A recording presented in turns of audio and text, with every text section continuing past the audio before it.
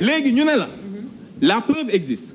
Il y a autant d'éléments qui font que aujourd'hui la Cour pénale internationale Juan Branco waxu la suba day saisir boppam dafa ni point yi mu nommé selon les critères ordinaires gis nga élection yi amoon Guinée Cour pénale internationale dafa génn daal ni je surveille les violences yi nga xam ne mu ngi am ci terrain bi maa ngi koy xool maa ngi leen di bàyyi xel. boo demee Côte d'Ivoire. la fa xew donc pour des problèmes internes laa la wax. mu ne maa ngi ciy teg sama bët gis naa crime yi dinañ xool fan lay mujj pour vous dire que saisine bi su doon jaaxalu leen su doon dafa ñàkk fayda sincèrement xam nga li leen xawoon a peut-être may chance. mooy première vague bi 2021 la dafa ni jot nañ les éléments. mais comme que état bi 2021 dafa tàng. ñu ngi xaar enquête yi mais après 2023 ñu gis ni bu dee cas yu mel noonu tey bu ñu suulee kenn. d'accord koo xam ne dañ koo jam ay bal. yaramam seey na boo bëggee defaat enquête. boo ubbee. oui ma waa defal naa même 20 ans après. même 20 ans après yàq yi rek sax mën nañ ko xool. dinaa leen wax loo xam ne ci loolu loo xam ne daf leen ni xaw a reeloo. xam nga dans la vie en communication.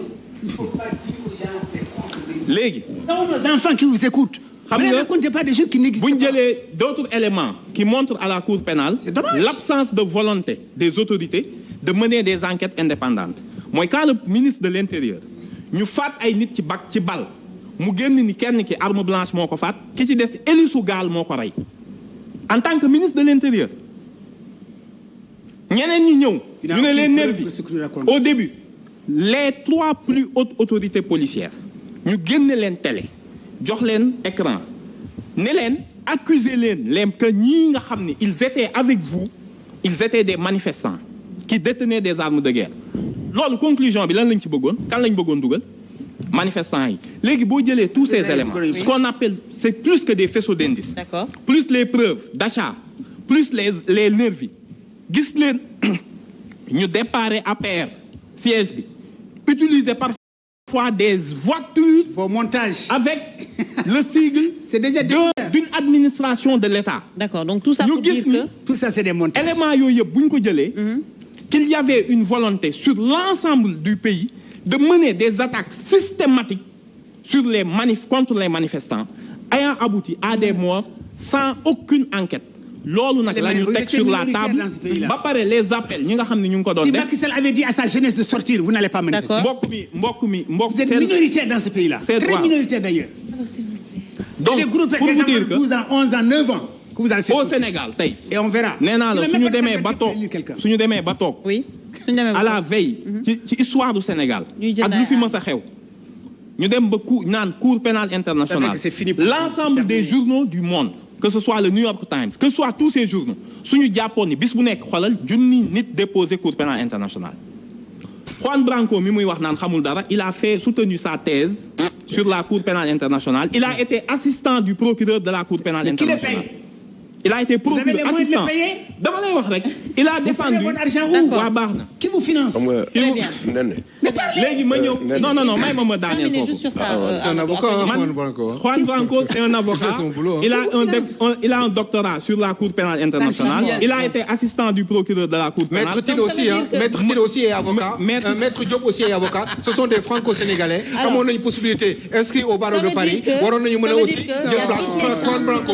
Non, il y a quelque chose qui va pas là. il y a xam nga ce qu'ils vous disent comme li ma la wax nii jusqu'à ce jour la personne qui avait l'arme de guerre qui était à côté des forces de l'ordre qui était en t-shirt rouge vu par tous les Sénégalais à ce jour kenn gisu ko te ki nga xam ne il est au fin fond du Sénégal il suffit qu'il fasse un petit poste wala un petit rien ñu jàpp ko le lendemain léegi question comment cet état-là quand les ministres falsifient des rapports d'autopsie avant rapport d'autopsie di génn nga ni xale bu jigéen boo xam ne dañ ko faat ak bal nga génn ni hélice bateau moo ko faat hélice bateau quand vous avez force reste à la loi. du erreur. C'est que vous voulez pas entendre. C'est assez grave quand même. C'est assez grave. Non, mais quand ngay wax non, mais c'est une falsification.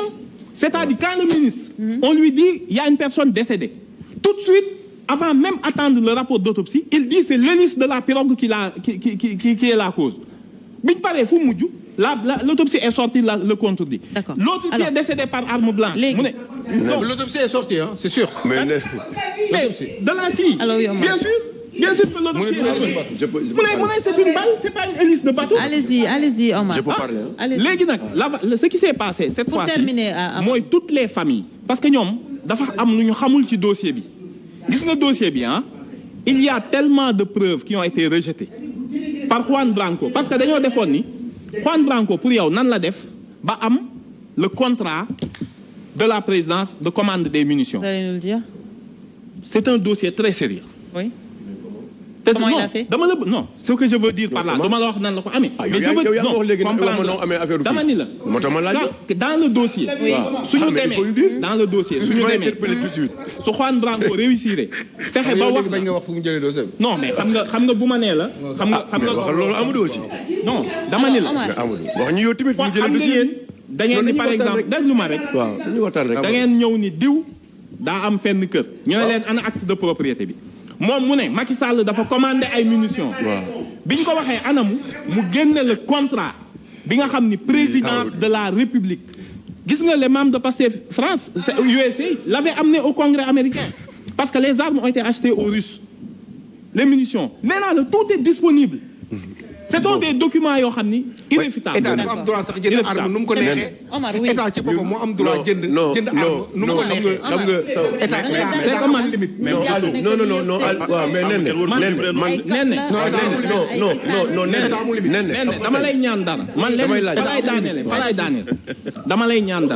Alors, quand même, s'il vous plaît. Non, qui vous le sonal sa bopp. C'est un esprit maoïste dans un corps libéral. Vous le sonal sa bopp. Bon, non, on n'est pas dans ça, monsieur le... Non, c'est plus sérieux. C'est les pires. Dans tous les pays, les anciens trotskistes maoïstes qui se sont convertis au Kila, c'est les pires. C'est les pires. Allez-y. Dans tous les pays. Allez-y, terminez, s'il vous plaît. C'est les oligarques qui sont devenus, dans les ex-pays de l'Est, les ex-pays communistes, ce sont les pires. Terminez. Mais bref. Ils ont bossé l'URSS, ils ont bien travaillé, ces gens-là. C'est qui a brûlé le terre? Vous avez des preuves de ce que vous avancez? La raison pour laquelle on est en train de les arrêter tous. Vous avez des preuves? C'est l'autre qui parle. Ce qu'on appelle... Oui, non, mais parce qu'il a soutenu quand même que vous avez brûlé le terre. Non, mais qui man duma ko top. Il y a le topé ko dara man duma ko top. Oui. Moi, je pense que la police a été très intelligente et l'État. Quelle est Imaginez-vous quand on parle de pyromane. Oui. Qu'est-ce qu'on veut dire? C'est-à-dire qu'il y a un sentiment qui a été trahi en disant que les Sénégalais, ils ont le droit de manifester. Même si on leur interdit, ils peuvent braver l'interdiction. Parce qu'on l'a fait ici.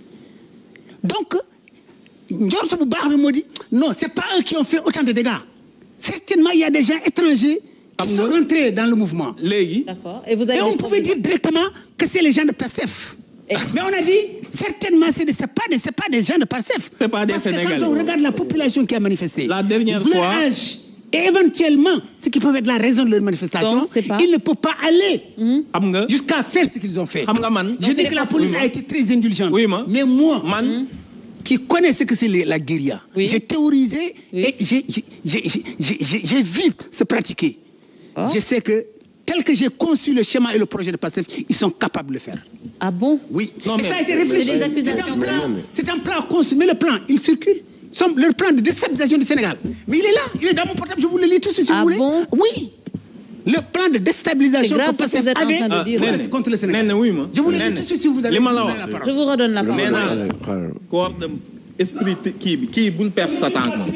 Je vais vous dire. Vous pouvez aller en France, en Amérique, mais c'est fini. Je vais vous dire quelque chose qui ñom. Xam nga boy déggé le discours, l'évolution du discours. Au début, les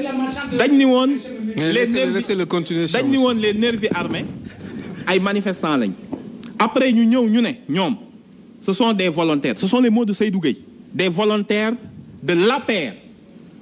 Avec des populations qui ont prêté main forte pour défendre les institutions. Le discours a évolué.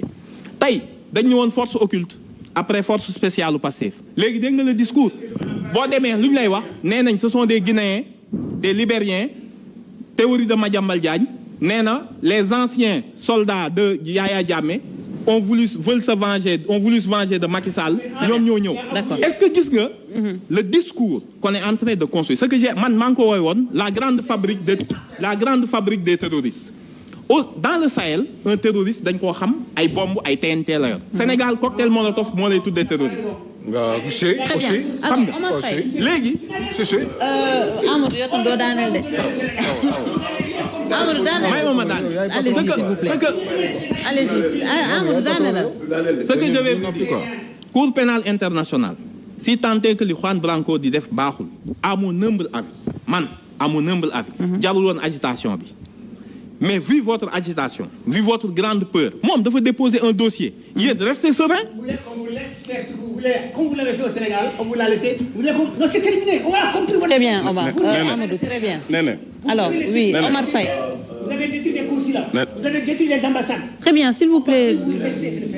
Vous allez faire quoi concrètement? Oui, allez-y, Amadou. Ah, vous allez nous arrêter. Mais arrêtez tout le monde. Arrêtez tout le monde. Qui n'agit plus.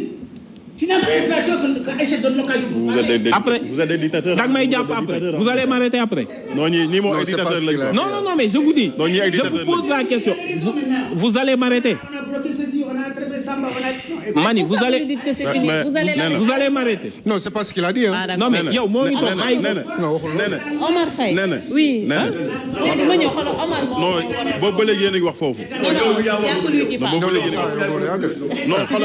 c'est-à-dire. Omar, on laisse les invités parler, mais laissez-nous aussi le soin à chaque fois. Allez-y, on vous mais nag dama lay ñaan c'est-à-dire bu ñuy développer oui ma bu ñuy nee kii day coupé parole bi heure bu ko neexee kenn du wax dara. waa nee na li ñu bëgg wax mooy